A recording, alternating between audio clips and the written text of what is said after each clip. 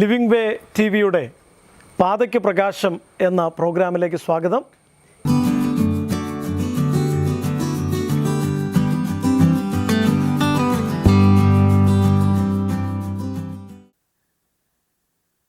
കുറച്ച് നാളുകൾക്ക് മുമ്പ് എൻ്റെ ഇടയ്ക്കിലൊരു മാതാപിതാക്കൾ അവരുടെ മോളെയും കൊണ്ട് കൗൺസിലിങ്ങിന് വന്നു.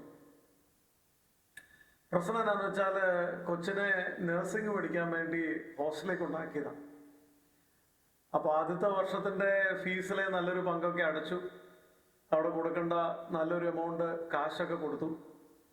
അപ്പോൾ അന്ന് വൈകിട്ട് ഇവർ തിരിച്ചു പോകുന്നില്ല, അവിടെ ഒരു താമസിച്ച് പിറ്റേ ദിവസം പോരാനുള്ള പ്ലാനായിരുന്നു. പക്ഷെ രാത്രി ആയപ്പോഴേക്കും പ്രശ്നമായി. ഹോസ്റ്റലിൽ നിന്ന് വിളി വന്നു, കൊച്ചിനോട് നിൽക്കാൻ പറ്റുന്നില്ല, ആകെ പ്രശ്നമാണ്.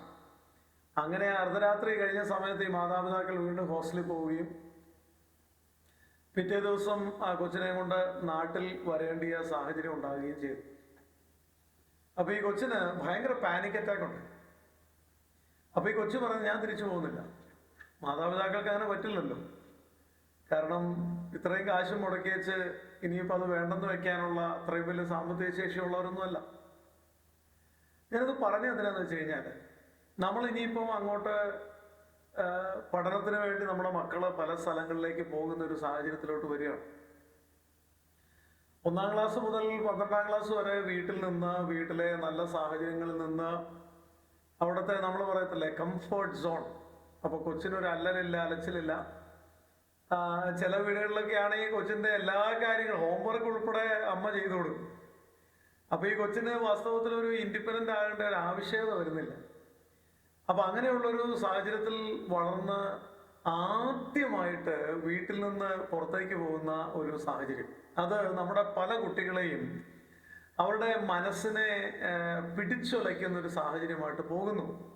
ഒറ്റയ്ക്ക് ഒരു ഹോസ്റ്റലിൽ നിൽക്കാൻ അവർക്ക് പറ്റുന്നില്ല. അപ്പം അങ്ങനെയുള്ള ഒരു സിറ്റുവേഷൻ ഉണ്ടാകാതെ നമുക്ക് നമ്മുടെ മക്കളെ, അവർക്ക് നല്ലൊരു ഭാവി ഉണ്ടാകണം. പല മക്കളും +2 കഴിഞ്ഞ് നേരെ കയറി പോവാണ് വിദേശ രാജ്യത്തോട്ടൊക്കെ. അപ്പം വിദേശ രാജ്യത്ത് ചെന്നേച്ച് പഠിത്തത്തിന് ജോയിൻ ചെയ്ത് പഠിത്തമൊന്നും നടന്നില്ല, ഒന്നും നടന്നില്ല. അവസാനം ഡിപ്രഷനായി ലക്ഷക്കണക്കിന് രൂപയും കളഞ്ഞ് തിരിച്ച് നാട്ടിലേക്ക് വരേണ്ടി വന്നൊരു കൊച്ചിനെ കഴിഞ്ഞ ദിവസം ഞാൻ കാണുകയുണ്ടായി. കൗൺസിലിങ്ങിനോടൊന്നാണ്. അപ്പം ഞാൻ പറഞ്ഞു വന്നത്, നമ്മുടെ മക്കൾക്ക് ആദ്യമായിട്ട് അവർ വീട്ടിൽ നിന്ന് പുറത്തോട്ട് നിൽക്കുന്ന ഒരു ഇൻസ്റ്റിറ്റ്യൂഷനിൽ അല്ലെങ്കിൽ മറ്റൊരു രാജ്യത്ത്, മറ്റൊരു സംസ്ഥാനത്ത് പോയി നിൽക്കുന്ന ഒരു സാഹചര്യം നമ്മൾ മുൻകൂട്ടി കാണുന്നുണ്ടെങ്കിൽ നമ്മുടെ മക്കളെ അതിനു വേണ്ടി നമുക്കൊന്ന് ട്രെയിൻ ചെയ്യാം. അപ്പോൾ എങ്ങനെ ട്രെയിൻ ചെയ്യാമെന്ന് ചോദിച്ചാൽ, ആദ്യം അവരുമായിട്ട് ചർച്ച ചെയ്യണം. ഇനിയൊരു സ്ഥലത്ത് ചെന്ന് വളരെ വ്യത്യസ്തമായൊരു സാഹചര്യത്തിൽ നിൽക്കുമ്പോൾ എങ്ങനെയൊക്കെയാണ്, എന്തൊക്കെയാണ് നമുക്ക് പ്രതീക്ഷിക്കാൻ പറ്റുന്നത് തുടങ്ങിയ കാര്യങ്ങൾ മക്കളുമായിട്ടൊന്ന് സംസാരിക്കണം. അപ്പോൾ അവർക്ക് എന്തെങ്കിലും ആശങ്കയുണ്ടെങ്കിൽ, ഭയമുണ്ടെങ്കിൽ അതൊക്കെ അവർക്ക് പറയണം. പിന്നെ രണ്ടാമത്തെ കാര്യം, ഇടയ്ക്കെങ്കിലുമൊക്കെ നമ്മുടെ മക്കളെ ഒന്ന് ഇൻഡിപെൻഡൻ്റ് ആകാനൊന്ന് ശീലിപ്പിക്കണം. അവരുടെ കാര്യങ്ങളൊക്കെ അവർ തന്നെ ചെയ്യുന്നൊരു സാഹചര്യം ഉണ്ടാക്കുക. അവരുടെ ഒരു ലൈഫിൻ്റെ ഉത്തരവാദിത്വം അവർ തന്നെ കൈകാര്യം ചെയ്യുന്ന ഒരു സാഹചര്യം രൂപപ്പെടുത്തുക. ഇപ്പോൾ ഷോപ്പിംഗ്, ഒറ്റയ്ക്ക് ഷോപ്പിങ്ങിന് പോകുന്ന ഒരു സാഹചര്യം കൊടുക്കുക. ബസ്സിൽ കയറി ടൗണിൽ പോയൊരു കാര്യം നടത്തി വരാൻ ആ കൊച്ചിനെ പരിശീലിപ്പിക്കുക. കൂട്ടുകാരോട് സൗഹൃദം കൂടാനൊക്കെ അനുവദിക്കുക. പലയിടത്തും അതൊരു വേറൊരു ലെവലിലേക്ക് പോകുന്നു എന്നൊരു ആശങ്ക മാതാപിതാക്കൾക്കുണ്ട്. കൂട്ടുകാരടുത്ത് വിട്ടു കഴിഞ്ഞാൽ പിന്നെ നേരെ ഒത്തിരി പാപങ്ങളിലേക്കും തെറ്റുകളിലേക്കും പോകും, അതുകൊണ്ട് വലിയ ബുദ്ധിമുട്ടാണെന്നൊക്കെ ചിന്തിക്കുന്ന മാതാപിതാക്കളുണ്ട്. അതിനകത്ത് യാഥാർത്ഥ്യമുണ്ട്, ഇല്ലെന്ന് ഞാൻ പറയുന്നു. പക്ഷെ ഞാൻ പറഞ്ഞു വരുന്ന സാഹചര്യം, ഒരു കൂട്ടുകാരുടെ അടുത്തും കൂട്ടുകൂടാൻ അങ്ങനെ വിടാതെ ഈ കൊച്ചിനെ സദാസമയത്തും പൊതിഞ്ഞ് പാമ്പർ ചെയ്ത് സ്നേഹിച്ച് താലോലിച്ച് കരുതി ആ കൊച്ചിനെ ഒരു ഇൻഡിപെൻഡൻ്റ് ആക്കാതെ കൊണ്ടു നടക്കുന്ന സാഹചര്യത്തിൻ്റെ ദോഷത്തെക്കുറിച്ചാണ് ഞാൻ പറഞ്ഞത്. ഇത് ചിലപ്പോഴൊക്കെ സംഭവിക്കുന്ന ആകെ വീട്ടിൽ ഒരൊറ്റ കുഞ്ഞെ കാണത്തുള്ളൂ. അങ്ങനെയുള്ള സാഹചര്യത്തിൽ വേറെ കുഞ്ഞുങ്ങളില്ലല്ലോ. അപ്പോൾ പിന്നെ ഈ കുഞ്ഞിനെ അങ്ങ് ഏറ്റവും ബെസ്റ്റ് ആക്കാനുള്ള തത്രപ്പാടിൽ ഈ കുഞ്ഞിന് ഒരു ബുദ്ധിമുട്ടുകൾ ഉണ്ടാക്കരുത് എന്ന ഒരു സാഹചര്യത്തിൽ ഈ കുഞ്ഞിനെ ഇൻഡിപെൻഡൻ്റ് ആക്കാതെ വളർത്തുമ്പോൾ ഉണ്ടാകുന്ന പ്രശ്നങ്ങളിൽ പെടും ഞാൻ ആദ്യം പറഞ്ഞ പ്രശ്നം. അല്ലെങ്കിൽ ഇപ്പോൾ 2-3 മക്കളുള്ള വീട്ടിലെ ചിലപ്പം ഏറ്റവും ഇളയ കൊച്ച്, അതിനും ഈ അവസ്ഥ ഒരുപക്ഷെ ഉണ്ടായേക്കാം. കാരണം ഇളയ ആൾക്ക് അപ്പനും അമ്മയും ഉണ്ട്, അതിൻ്റെ കൂട്ടത്തിൽ മൂത്തവരും അവരുടെ ആ കൊച്ചിൻ്റെ മാതാപിതാക്കളെ പോലെ തന്നെ പെരുമാറുകയാണ്. അപ്പോൾ ഈ കൊച്ചിനെ താലോലിച്ച് സംരക്ഷിച്ച്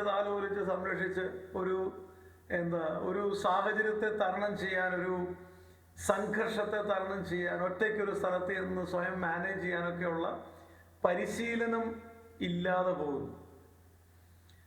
നമുക്ക് മക്കളെ ദൈവം നൽകിയപ്പോൾ ആ മക്കളെ ഏതൊക്കെ രീതിയിൽ രൂപപ്പെടുത്തണം എന്നുള്ള തീരുമാനവും ദൈവം നമുക്ക് നൽകിയിരുന്നു. അത് നമ്മൾ വിനിയോഗിക്കുന്ന എങ്ങനെ എന്നുള്ളതാണ് അവിടുത്തെ ചോദ്യം. അപ്പം ഞാൻ പറയും, നല്ല ഉത്തരവാദിത്വമുള്ള, സ്വന്തം കാര്യങ്ങൾ ചെയ്യാനുള്ള പ്രാപ്തിയുള്ള, ഏത് പുതിയ സാഹചര്യത്തിൽ ചെന്നാലും അവിടെ പിടിച്ചു നിൽക്കാനുള്ള മാനസിക പക്വതയുള്ള ഒരു തലമുറയാണ് നമുക്ക് ആവശ്യം. അപ്പം അങ്ങനെയുള്ളൊരു തലമുറയെ രൂപപ്പെടുത്തണമെങ്കിൽ മാതാപിതാക്കൾ ആദ്യം അവരുടെ ആശങ്കകളെ അതിജീവിക്കാൻ പഠിക്കണം. സുരക്ഷിതത്വമുള്ള ഒരു സാഹചര്യത്തെ ആ കൊച്ചിനെ ഒറ്റയ്ക്ക് തരണം ചെയ്യാനൊക്കെ ഇപ്പം നമുക്ക് വളരെ പരിചയമുള്ള, അടുപ്പമുള്ള ഒരു വീട്ടിൽ അവിടെ വേറെ അപകടങ്ങളൊന്നും നമ്മൾ മുൻകൂട്ടി കാണുന്നില്ല എങ്കിൽ ഒരു ദിവസം അവിടെ താമസിക്കാനോ മാതാപിതാക്കളെ പിരിഞ്ഞൊരു ദിവസം നിൽക്കാനോ ഒരു ക്യാമ്പ് വരുന്നു. അപ്പം ആ ക്യാമ്പിന് കുട്ടിയെ വിടാനോ ആ ക്യാമ്പിന് 2 ദിവസം 3 ദിവസമൊക്കെ ഒറ്റയ്ക്ക് താമസിച്ച് സ്വയം മാനേജ് ചെയ്യാനോ കൊച്ചിനെ പരിശീലിപ്പിക്കാനൊക്കെ നമുക്ക് സാധിക്കണം. എന്ന് മാത്രമല്ല, നമ്മുടെ വീട്ടിനകത്തുള്ള ചർച്ചകൾ പലപ്പോഴും കുട്ടികളുടെ അഭിപ്രായം കൂടെ ചോദിക്കണം. എന്തിനാന്ന് വെച്ച് കഴിഞ്ഞാൽ അവരും ഈ തീരുമാനങ്ങൾ എടുക്കുന്നതിൽ ഒരു ഭാഗവാക്കാണ് എന്നൊരു ബോധ്യം അവർക്കുണ്ടാകാൻ വേണ്ടി. അപ്പം ഇങ്ങനെയൊക്കെ ചെയ്യുമ്പോൾ നമ്മുടെ കുട്ടികൾക്ക് വീട് വിട്ടു പോകുക എന്നൊരു ഷോക്കാവില്ല. +2 കഴിഞ്ഞാൽ പിന്നെ പലരെയും വീട്ടിൽ പിടിച്ച് നിർത്താനും ഒക്കില്ലല്ലോ. അപ്പോൾ +1 കയറിയിരിക്കുന്ന, +2 കയറിയിരിക്കുന്ന മക്കൾക്ക് ഇപ്പോഴേ തന്നെ ആ പരിശീലനം അങ്ങ് തുടങ്ങാം. അപ്പം ഞാൻ ആദ്യം പറഞ്ഞ പ്രശ്നങ്ങൾ ഉണ്ടാകാതെ നമുക്ക് നോക്കാൻ പറ്റും. അപ്പം ഈ ഒരു ഉൾക്കാഴ്ച മാതാപിതാക്കൾക്ക് സഹായകരമാകട്ടെ, കുട്ടികൾക്ക് സഹായകരമാകട്ടെ. നിങ്ങൾ പോകുന്ന എല്ലാ വ്യത്യസ്ത സാഹചര്യങ്ങളിലും അവിടെ പിടിച്ചു നിൽക്കാനും ആ സാഹചര്യങ്ങളുമായിട്ട് താതാത്മ്യപ്പെടുത്താനും ആ സാഹചര്യങ്ങളിൽ നന്നായിട്ട് തന്നെ നിങ്ങളെ തന്നെ കൈകാര്യം ചെയ്യാനും നിങ്ങളുടെ സാഹചര്യത്തെ അതിജീവിക്കാനും ഒക്കെ നിങ്ങൾക്ക് സാധിക്കട്ടെ. ഈ ചിന്തകൾ അതിനായിട്ട് നിങ്ങളെ പര്യാപ്തപ്പെടുത്തട്ടെ. Thank you very much.